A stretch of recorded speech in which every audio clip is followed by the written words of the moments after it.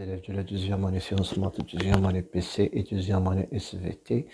Dans cette séance, on va traiter la deuxième partie de la série qui concerne la physique nucléaire dans sa partie de décroissance radioactive. Exercice 5. La figure ci-contre représente les variations de logarithme népérien Nn en fonction du temps, avec n le nombre de noyaux d'Astat 211 restant à l'instant t. Calculez le nombre de noyaux initial n0. Donc pour la première question, calculons le nombre de noyaux initial n0. Or, graphiquement, on a à l'instant t est égal à 0, on a la valeur de log de n0 qui est égale à 37,94. À t est égal à 0, on a ln de n0 est égal à 37,94. Donc cela implique que n0 sera égal à l'exponentielle de 37,94 qui sera égal à peu près 3,10 à la puissance 16 noyaux. On passera maintenant à la deuxième question. Donc pour cette deuxième question, montrons que T1 demi de l'acétate 211 est égal à 7,17 heures. Donc pour cela, on sait que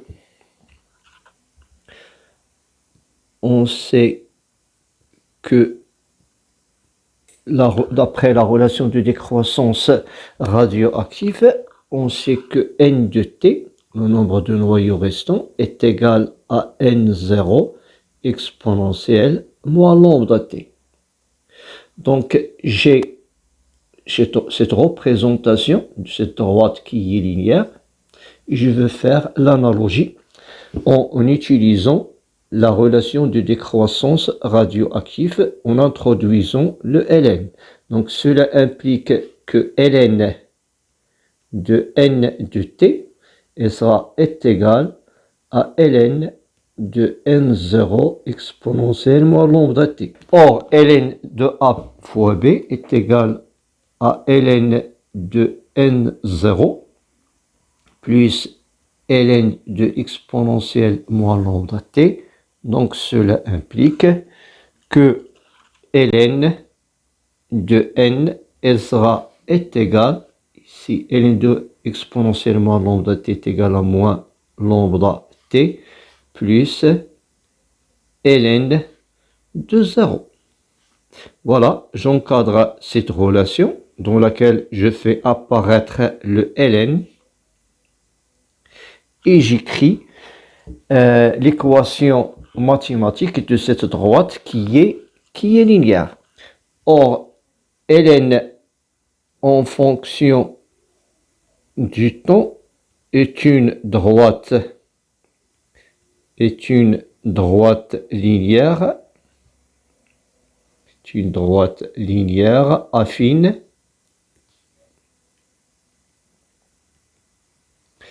d'équation.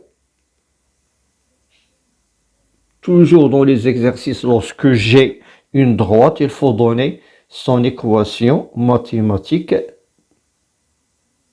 Son équation est ln de n est égal à a t plus b.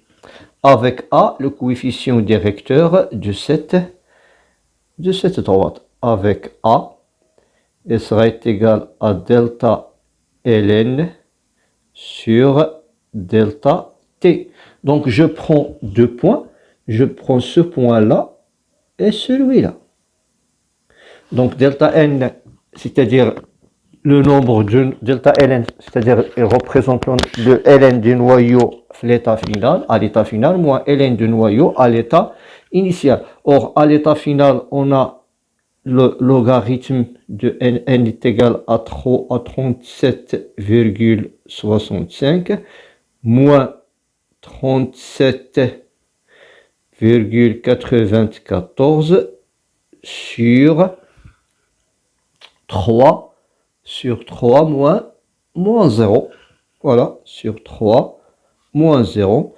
Lorsque je fais l'application numérique, je trouve que ce coefficient directeur est égal à 0,0986 heures moins 1. Pour le petit b, donc le petit b, il représente le point de rencontre de cette droite linéaire avec l'axe désordonné. Donc le b est égal à 37,94. Voilà, petite b est égal à 37,94. Il est sans unité parce que le logarithme d'une valeur n'a pas d'unité, d'où le logarithme de n qui représente cette équation est égal à moins 0,0966t plus 37,94.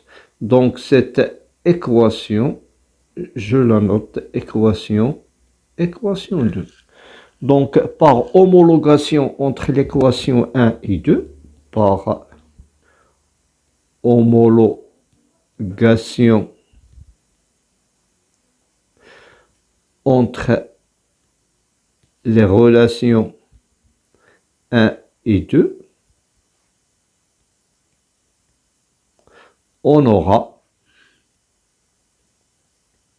voilà, on aura que lambda, elle est égale à 0, lambda est égal à 0,0966 heures moins 1. Or, lambda est égal à ln de 2 sur t1 demi. Donc, cela implique que t1 demi est égal à ln de 2 sur lambda. Donc, application numérique, t1 demi est égal à ln de 2, qui est à peu près égal à 0,693, sur la valeur de lambda, 0,0966. Donc, je trouve que cette valeur est égale à 7,17 heures. C'est ça la question qu'on va démontrer, que t1 demi est égal à 7,17 heures. On passera à la question suivante. Calculer le nombre de noyaux restants à t1 demi. Donc, le nombre de noyaux désintégrés à l'instant t1 demi, d'après la définition de t1 demi, est égal au nombre de noyaux restants, car le t1 demi, il correspond à la moitié des noyaux désintégrés à partir de l'état initial. Voilà donc le nombre de noyaux. Voilà pour la troisième question. Le nombre de noyaux restants à t est égal à t1 demi. est égal au nombre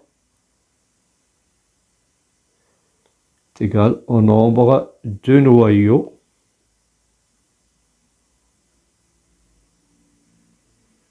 désintégrés à cet instant.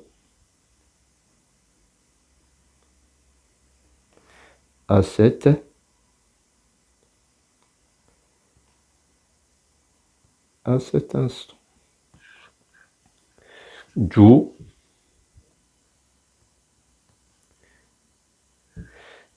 n sera égal à n0 sur 2.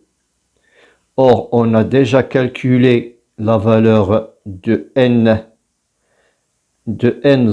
est égal à 3, 10, 16, donc est égal à 3, 10, 16 divisé par 2, donc est égal à 1,5, 10 à la puissance 16 noyaux. C'est ça le nombre de noyaux qui sont restés, c'est-à-dire le nombre de noyaux qui ne sont pas désintégrés. Et on passera à la dernière question. Au bout de combien de temps pour désintégrer 75% du noyau initial? Donc, le temps au bout duquel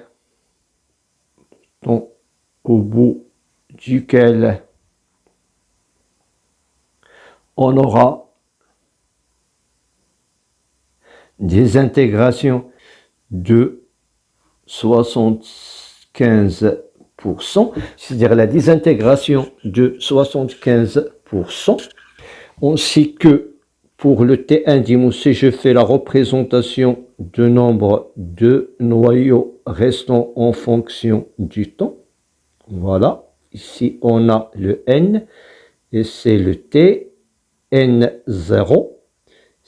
À l'instant T est égal, pour la désintégration de la moitié, on aura ici, il correspond à T1 demi, c'est-à-dire lorsqu'on a des intégrations de 50%, elle reste 50 pour 100. Pour T1 demi, si je fais la moitié de N0 qui représente N0 sur 4, c'est-à-dire il nous donne que 25% qu'il reste, donc 25% elle reste pour 2 T1 demi.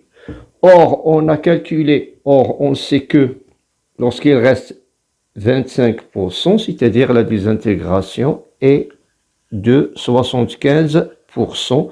Donc, cet instant, il correspond à 2T1 demi. Donc, cela implique que ce temps est T' est égal à 2 fois T1 demi. Donc, cela implique que T' est égal à 2 fois, donc on a déjà calculé le T1 demi qui est égal à 7,17 heures, donc qui est égal à 14,34 heures. Après, on passera à l'exercice 6. Donc, on va traiter l'exercice 6 qui concerne la décroissance radioactive. Donc, pour cet exercice dans la série, il faut ajouter cette équation. Et pour les données, ici pour le T1 demi, il est mal écrit. T1 demi est égal à 4,5, 10 à la puissance 9. C'est pas 4,5 multiplié par 10 à la puissance 9 ans. Donc pour dater l'évolution de quelques phénomènes naturels, les scientifiques recourent des techniques basées sur la loi de la décroissance radioactive. Parmi ces techniques, la technique de datation uranium plomb. Le nuclide d'uranium 238 se transforme en nuclide de plomb 206 à travers une suite de désintégration alpha et bêta. On modélise ces transformations nucléaires par l'équation suivante. Donc, ajoutez aux données l'expression de cette équation. Étude du noyau d'uranium en employant les lois de conservation, c'est-à-dire les lois de Soddy, déterminer les nombres x et y de l'équation précédente. Donc, on va détermination de x et y. Donc, pour la première question, déterminons les valeurs de x et y. Voilà, donc on a l'équation suivante, c'est-à-dire l'uranium, on a eu 238,92 qui va nous donner le Pb 206,82 plus x désintégration de particules alpha, XHE 42, plus un nombre y de désintégration bêta moins. Donc d'après Soddy, d'après la loi de conservation de Soddy,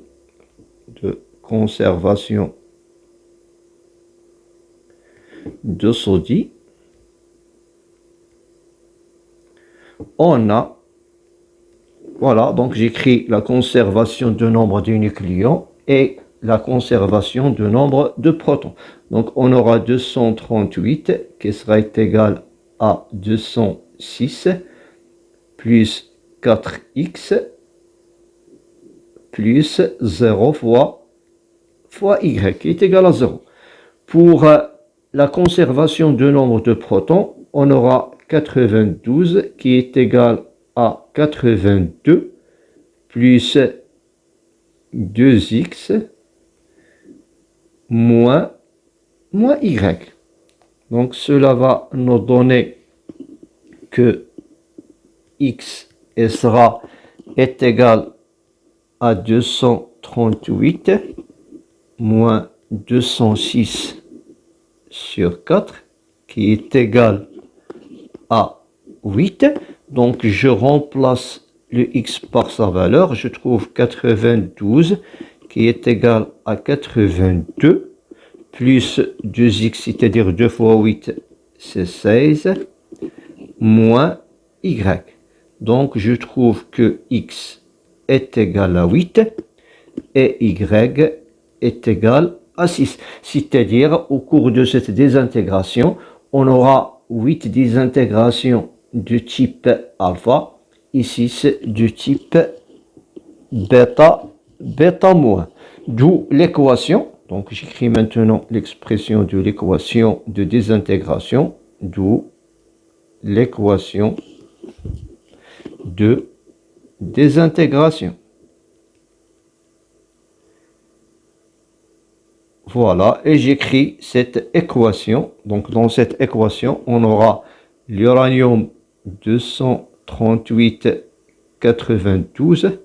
Il va nous donner Pb 206,82 plus 8 He42 plus 6 bêta moins 6 électrons. Ok, on passera à la question suivante. Donc la question de 1, donner la composition du noyau d'uranium. Donc la composition, c'est 1, 2. La composition du noyau d'uranium, la composition du noyau d'uranium.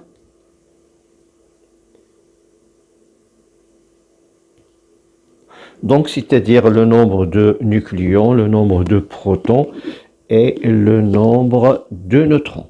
Composition, donc on a A qui est égal à 238 nucléons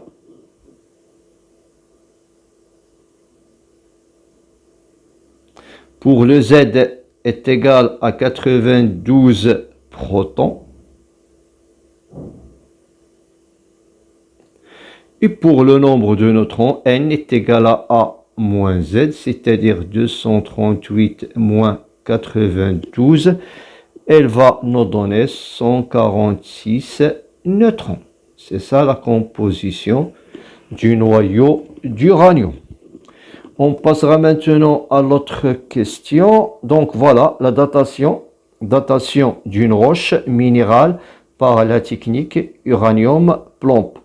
On trouve de l'uranium et le plomb dans les roches avec des proportions qui dépendent de la date de leur formation. On suppose que le plomb dans quelques roches provient uniquement de la désintégration de l'uranium 238 avec le temps, soit un échantillon de roche qui contient à l'instant de sa formation, que l'on considère comme origine des dates, un nombre de noyaux d'uranium U238-92. Cette roche renferme à l'instant T une masse d'uranium qui est égale à 10 grammes, une masse de plomb qui est égale à 0,01 gramme. Montrer que l'âge de la roche est, c'est-à-dire on va démontrer cette relation. Voilà, donc la question de 1. Question de 1. Montrons que T est égal à T1 demi sur ln de 2, ln de 1 plus la masse fois la masse molaire de l'uranium 238-92 sur la masse d'uranium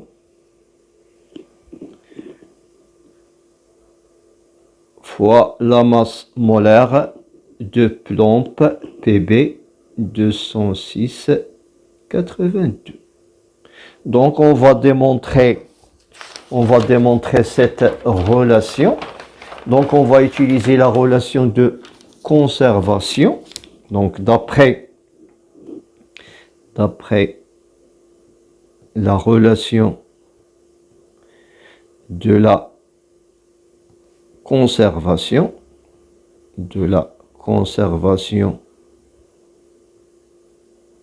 du nombre de noyaux,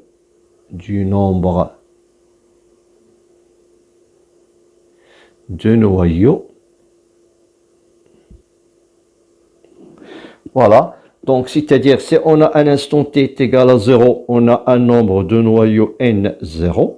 Ça, à l'instant t est égal à 0. À t est égal à 0. À l'instant t, on aura une quantité de noyaux restants qui ne sera pas désintégrée. Et on a une quantité qui est désintégrée. Et cette quantité de noyaux qui est désintégrée, elle est transformée en noyau de plomb, donc est égal à NPB. Donc d'après je peux écrire que N0, c'est-à-dire le nombre de noyaux à l'instant T d'uranium 238,92 est égal au nombre de noyaux restants qui n'est pas désintégré d'uranium 238,92 restant, c'est-à-dire qui n'est pas désintégré, plus le nombre de noyaux qui est désintégré et qui est transformé en Pb. Donc Pb ou bien 206,82. Ok. Donc je peux passer maintenant à la relation. Je divise toute l'expression ici, je divise cette relation 1, je la divise par NR, par le nombre de noyaux restants, NR de l'uranium 238,92. Si je divise ici par NR, il faut diviser l'autre terme par NR, c'est-à-dire diviser par NR de l'uranium 238,92, de même ici divisé par NR de l'uranium 238,92. Voilà. Je développe cette expression, donc on aura N0 de l'uranium sur NR représente la relation de décroissance radioactive, c'est-à-dire elle sera égale à N0 de U exponentielle moins lambda T, qui est égal NR de l'uranium divisé par NR de l'uranium est égal à 1 plus N de PB 206,82 sur NR de l'uranium 238,92. Donc je peux simplifier ici N0 avec le N0. Donc l'exponentielle va monter en haut. Donc cela implique que l'exponentielle moins lambda t, il va passer en haut à l'exponentielle de lambda t, qui est égal à 1 plus N de PB sur NR de l'uranium, c'est-à-dire N de U. Or, on sait que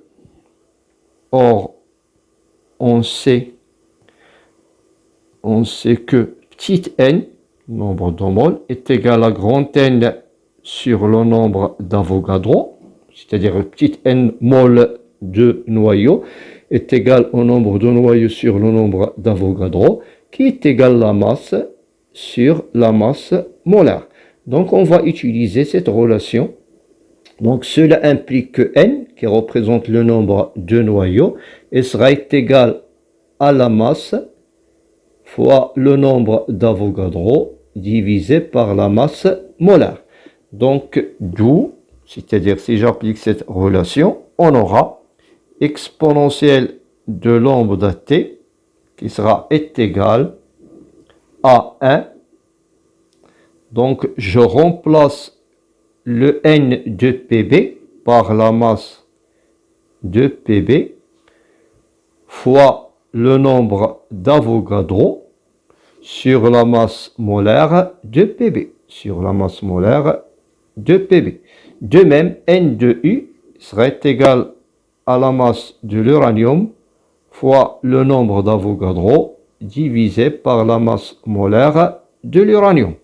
Donc, comme vous voyez, je peux simplifier le nombre d'Avogadro avec le nombre d'Avogadro.